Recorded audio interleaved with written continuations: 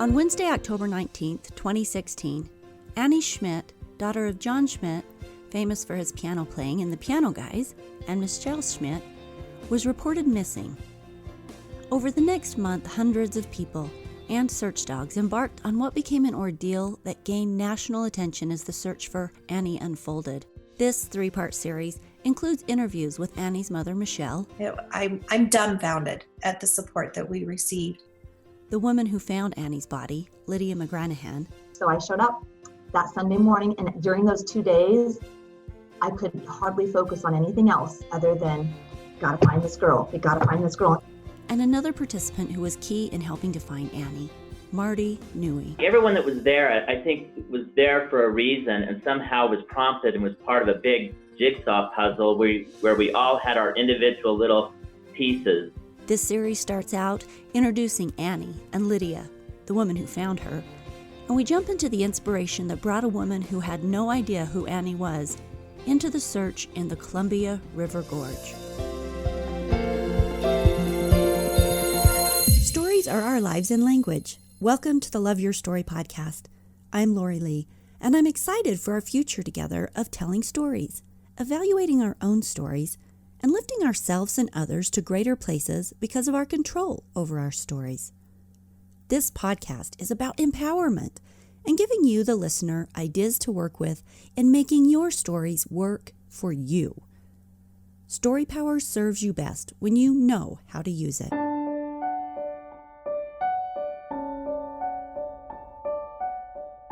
Annie was reported missing on Wednesday, October 19th, after her mother arrived at her apartment to go on a camping trip and found out that Annie had not been seen since Sunday.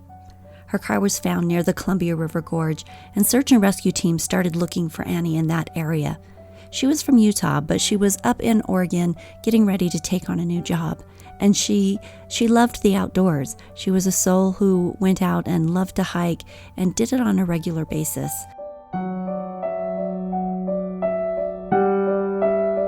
Michelle and Jon Schmidt are the parents of Annie Schmidt, and I'd like to start out, Michelle, with having you introduce your family. Tell us a little bit about you guys. Jon and I have 5 children.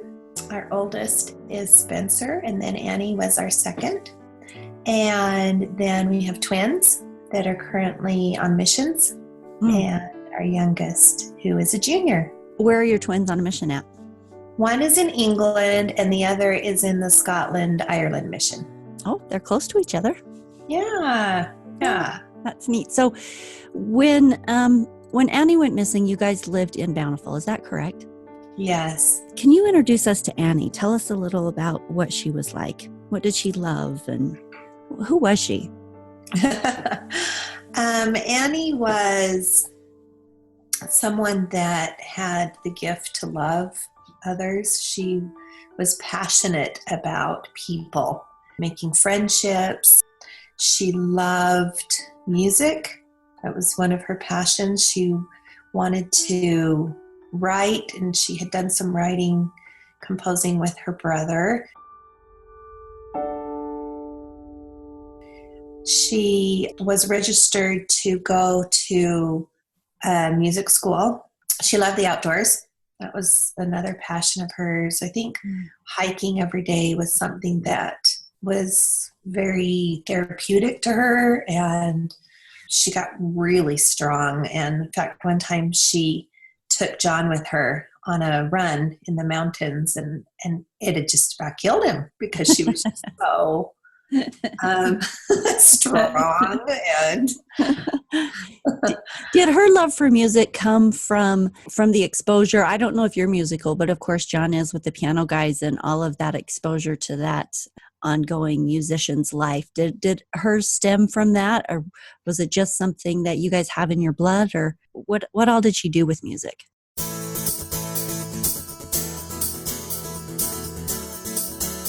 Annie was always exposed to music in our home. There was always music playing. Jon always had music on, or he was practicing. The kids would dance to music while he played, and she gravitated to it. When she could barely speak, in the back seat in her car seat, and she said, made a song. And we were like, yeah, let's hear it. And so she said, I seriously, she must have been like 2 or something, so young. And she goes, na-na-na-na-na-na, na-na-na, na-na-na, na-na-na-na-na-na-na-na-na-na-na, friends, na-na-na-na-na-na. Little song. That was her first song that she ever wrote. And of course it was about friends. Of course. She just loved it. And then as she grew, she became kind of a connoisseur of music, and she would spend hours on the computer finding different music from Europe and all over the world. And she would put together playlists, and she would have a playlist for different events. Like when she'd go on a school dance, she'd have a playlist, and it would have different moods for the different times of the evening. Like when people get in the car and they gather, and then after the dance, when they get in the car, and then, I mean, she would just, she was always making CDs for people and giving them to people. And she loved dance also, even though she never pursued it enough to get really good herself, even though she did do dance too. But she became good friends with different teachers, and then she was always giving them innovative music, and they just loved her music.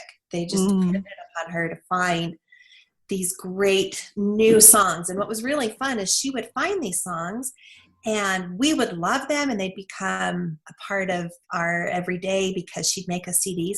And then about 2 or 3 years later, they'd be on the radio. Oh, she had the ear. Like, oh my gosh, yeah. She was so, she just had an ear for music. So I watched the song that she did with her brother on YouTube. It was beautiful. She has a really pretty voice. Yeah, she has kind of a unique sound. And what was really fun, too, is that she wasn't scared or embarrassed to sing. At one point, she was kind of hanging out with David Archuleta, and he said, let's do a song together. And really? I thought to myself, are you kidding? You're going to do a song with David Archuleta? And so they'd get together, and he was showing her his ideas, and she would just, and I was in the kitchen, and they were in the other room working on music together. And I'd listen to her just sing, and I'm thinking, who dares sing to David Archuleta? But it's really cute. On his latest album, he put just a little snippet of her singing one of the songs that they had worked on together. So, oh, that's neat. How wonderful. I know. Really sweet of him. You know, whenever performers have that, just that thing in them where they really want, where they don't hold back, where they just can't hold back the music, and they, it just comes out of them, and they're not embarrassed. Those are the funnest people to watch because, you're just cheering them on. It's like, yeah, you know how to make that happen. It's fun. That's the real, those are the real musicians that are out there and want to perform. And she was one of them.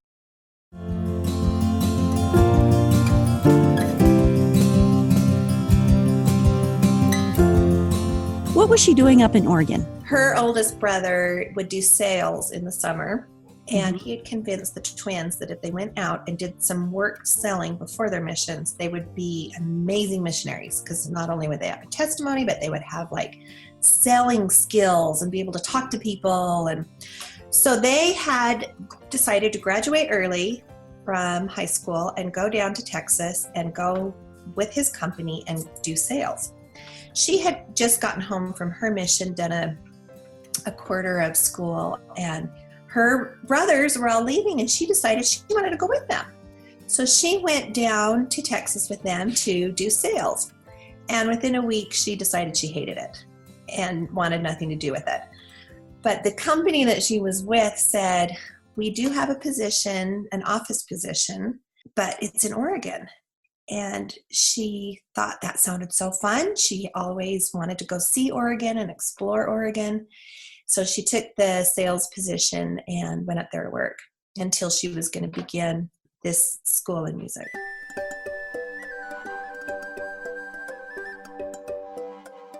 You and she had a camping trip planned, and you were flying up there from Utah to go hang out with her and have a weekend camping trip. And that's when you found out she was missing. Tell us about that. How did that unfold? At first, when she wasn't answering my calls and she just wasn't responding, I thought, well, she's off doing something. It's very typical Annie. And when I got there, her roommate was startled that Annie wasn't with me because Annie had been gone since Sunday, and her roommate was quite concerned. Let's start with Lydia's story, which begins well before Annie Schmidt was even born. Lydia Mcgranahan lives in Oregon with her husband and her daughter. She's a fitness instructor, a gymnastics judge for the U.S. Junior Olympics program, and she's currently working on a memoir that will in part discuss some of the things that you'll be privy to in this series. A woman with a difficult and traumatic past, Lydia found solace and peace in nature. She spent and spends lots of time on the trails and mountains, and through a set of impressions and inspirations, she was pulled into a search for a woman that she had never met, but who would end up changing her life and saving her even as she was the one to save the day in finding Annie's body. In my past was very difficult. At 16 years old, my mom rejected me, pretty much blamed me for everything that happened in our life, one of which she married a man that was very, very abusive. And for 3 years, I lived between 9 and 12 years old in what I call hell, life in hell. And it was very, very difficult. Every single kind of abuse you can imagine. When she, at 16 years old, rejected me and said that it was all my fault, I had to walk away, and I had a choice to make.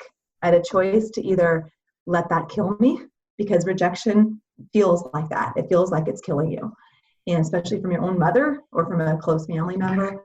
So I had a choice to let that kill me, or I had a choice to turn and go a different way. And I chose to go a different way. And I found God through that. And my faith has been monumental in me moving forward. Did you leave? Did you move out on your own? She kicked my brother and I out at the time. He went off and was able to live with some other people. I had 2 dogs that I was not going to part with. Mm-hmm. And so I lived in my car for a while. Then eventually I found somebody that had a small little shack behind their house that I could live in and get on my feet. So I was working at the time, and I was very self-sufficient leading up until that time. I wasn't like most 16-year-olds. I wasn't going to school. I was working full-time, and I was trying to keep my mom intact because she had fallen into a pretty deep depression, and she did not recover after the years of being married with her second husband. The trauma from that, I don't know if it caused her brain damage. I don't know what, but she did not recover from that. And so I was left having to be very self-sufficient, my brother and I. So even though she kicked us out at 16, it wasn't the end of the world. It was actually in some ways a good thing, because I felt like I was finally able to move forward in life and go the direction that I wanted to go. And it wasn't under her. So did you stay in touch with her then? It sounds like even after you moved out that you still felt some responsibility to help her. Yeah, no, after I left, I pretty much vowed as I walked out that door that I never want to see her again. And she wasn't going to be in my life again. She had hurt me one too many times, and that was it. And I haven't seen her in 25 years. So one of the things that, as far as I understand it, that you have done to find peace, to find solace, to connect with God and yourself is a real love for nature. And you've hiked the John Muir Trail and a section of the Pacific Crest Trail in Oregon. Tell us about your experiences in nature, because it ties directly into this search of finding Annie. Nature has played a huge role in my healing. I feel like when I go out and hike, or even mountain bike or run, whatever form, snowshoe, I find that it's a time I can be alone. I can hear the voice of God like ringing through the trees, ringing through the mountains. And I don't know how anyone can be in creation and not really fully grasp that there is something so much bigger. And it really puts my problems in perspective when I'm up on this gigantic mountain. And at the same time, it gives me a place I feel like I can grieve freely. So often people around us want to hinder us from grieving like we need to grieve. And sometimes grieving is not pretty, and sometimes it lasts a long time. And nature has been a place that I can go and grieve how I want to grieve. So if I want to swear and yell and scream, I can do that. And even though I'm a Christian girl, it's okay. God still loves me. And so that is huge, huge important. And I can do it, years after these events. And it's not that I should have been healed by now. I should have been better by now. It shouldn't hurt anymore by now. It hurts. The stuff I went through still hurts, and it may forever hurt. But having that release has been valuable to me, very, very valuable. And I come back and I'm a better mom and a better wife and a better friend when I come back and have had a chance to grieve like I need to grieve. And I just find so much joy. I find joy in the wildlife and the birds, the deer. Everything is just so refreshing, and just breathing in that crisp air. Here in Oregon, often it's wet, crisp, air, but it is just a wonderful thing just to fill your senses with something other than that grief that can feel so heavy.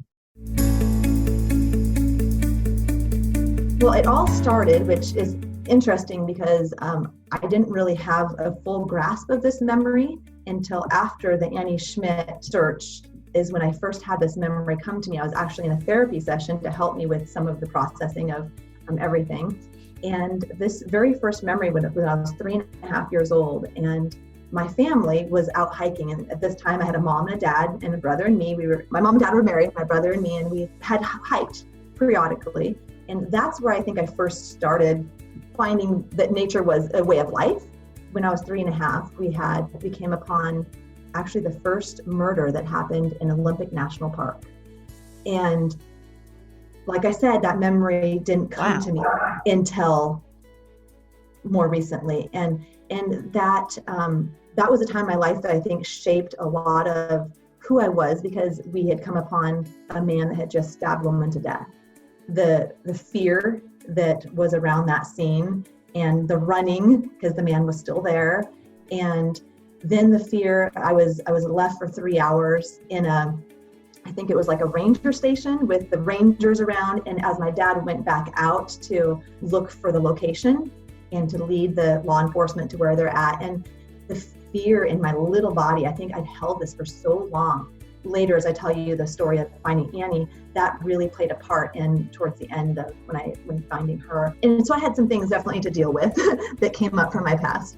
That's amazing that you have been involved with so many traumatic experiences out in nature. That's a little fascinating. It is fascinating. And what is most fascinating of all is that I keep going back to it.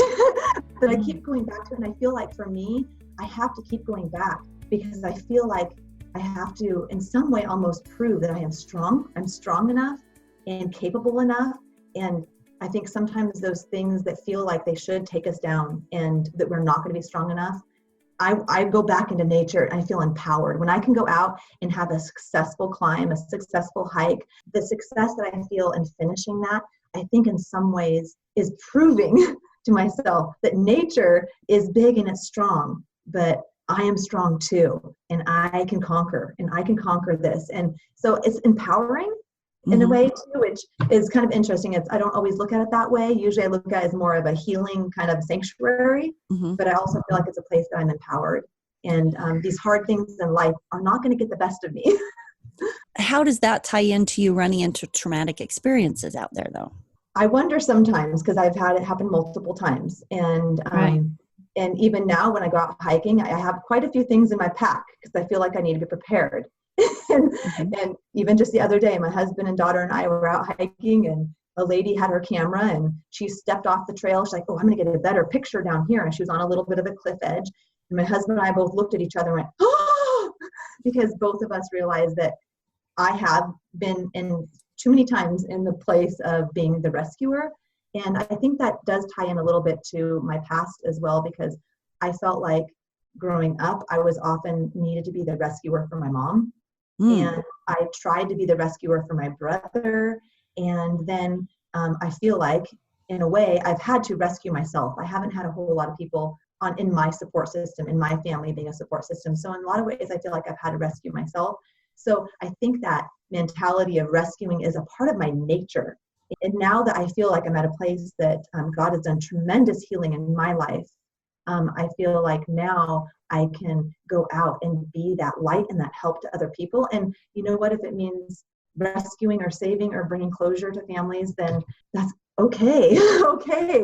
Okay, so this is interesting because I know from your story that you're speaking now in hindsight, but at the time, and you can take us there, before this whole Annie Schmidt thing started, you had a tie with the Piano Guys, which started a domino effect of things happening that actually pulled you into the rescue, which you were not, as I understand it, actually game for. You were pretty resistant to the whole idea. And who am I to take this on? And why would they need me? I don't know who these people are. So, you may have at this point moved into a space of understanding of your own power and your ability to help. But at the time, it seems like you were resistant to the role that you would play. Take us back to where you were when you were introduced to the Piano Guys, how that relationship with their music started, and then into the domino events that pulled you into search. Okay, so I am in the process of writing a memoir about my childhood, and in the process of that, I've been up against some struggles. Very, very difficult to write about my past, the vulnerability, the fear of being exposed. And my writing was not getting anywhere. And I thought maybe listening to some music would help me be able to press in and focus better, and just maybe even a little bit of a distraction. But also knowing that I needed to listen to music that didn't have words, because that'd be too much distraction. I put on Pandora and I just typed in classical music. And I thought something, will come up and that'll be fine. And so I put classical music on, and Piano Guys happened to be on. And so I started listening to them, and I began to type. My story started coming out of me just in a very powerful way. Like I was able to push through some of the hardest places that I was struggling with and go deeper and get there. And I let that music just kind of carry me. And even my writing mentor commented to me as she was going over my work saying, are you listening to any music while you're writing? And I said, yeah, I found these Piano Guys, and something about their music just really inspires me, and I'm able to press into the hard stuff. And she goes, yeah, I can tell. She goes, there's almost like a kind of a flow to your music. There's like a harmony, and it's just going, and keep listening to that music. And so I did, and I kept listening to the music, and it's helped pull me along. And so fast forward then about a year and a half later, and I was sitting at my writing desk in the morning, and I had Piano Guys on Pandora sitting next to me, and I was doing my writing, and I just felt this voice come at me, not an audible voice, but a voice that was like my own voice in my head talking to me. But I knew it wasn't my own voice, because my own voice wouldn't tell me to do this. But the voice said, turn the TV on. And I'm like, turn the TV on. So I kind of stopped typing, and I'm like, turn the TV on. And I'm not one to watch the TV at all, ever. I mean, every once in a while, maybe a Netflix, but I don't watch TV. And so I'm like, turn the TV on. Oh, no, whatever, back to typing. So I went back to doing my writing. And then again, turn the TV on to the news. Turn the TV on to the news. And finally, it was like, I couldn't focus anymore on doing what I was trying to do. And I'm like, fine, what is this supposed to mean? Let's just go turn the TV on. So I went and turned the TV on, and I put the news on. And sure enough, it was the very end, last like maybe 20 seconds of saying there was a missing hiker in the gorge, in the Columbia River Gorge, which is about an hour and a half from where I live. And there's a missing hiker, and she was 21 years old. And that was kind of about it. It was like the tail end, and then it went right to like a commercial or something. And so I'm like, that's weird. And I went back to my writing, and I just left the TV on. And then how the news sometimes will replay the same things. And then a while later, I hear it come on, missing hiker in the gorge. And I'm like, okay, so that time I ran because I wanted to catch the whole thing. And then it said this girl named Annie Schmidt, she was 21.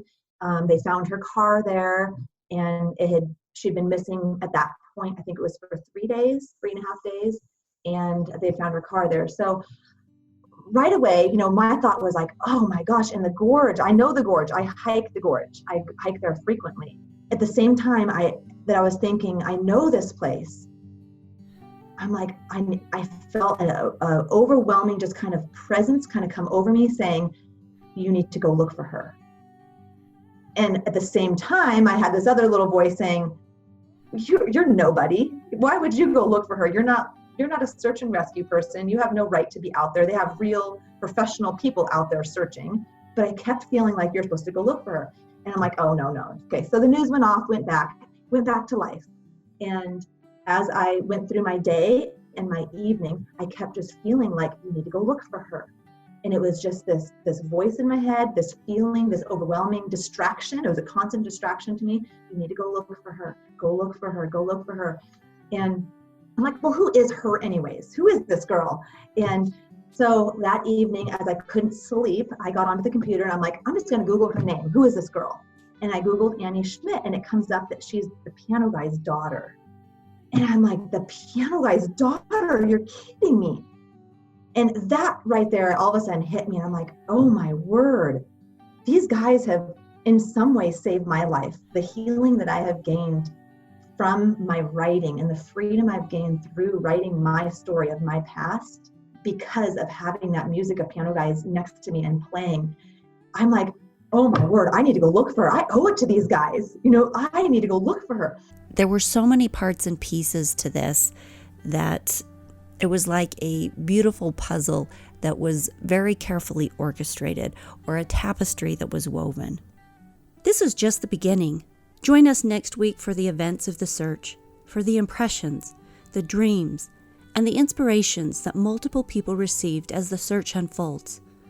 We'll introduce you also to Marty Newey, another participant in the search party, who watched the story evolve, and to a communication between Michelle and her missing daughter.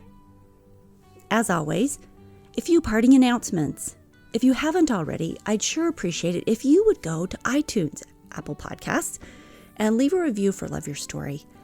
I'd also like to challenge you to send one of the episodes to someone in your life that you feel would benefit from the topic. In whatever episode you choose, you can find them all on the website, www.loveyourstorypodcast.com, and choose one that you think would benefit someone that you know. The more people who know about the podcast, the more people who can join the conversations about building our best life stories, of faith over fear, of choice over victimhood, love over anger, and empowerment and control rather than holding back and playing small. Share the love, people.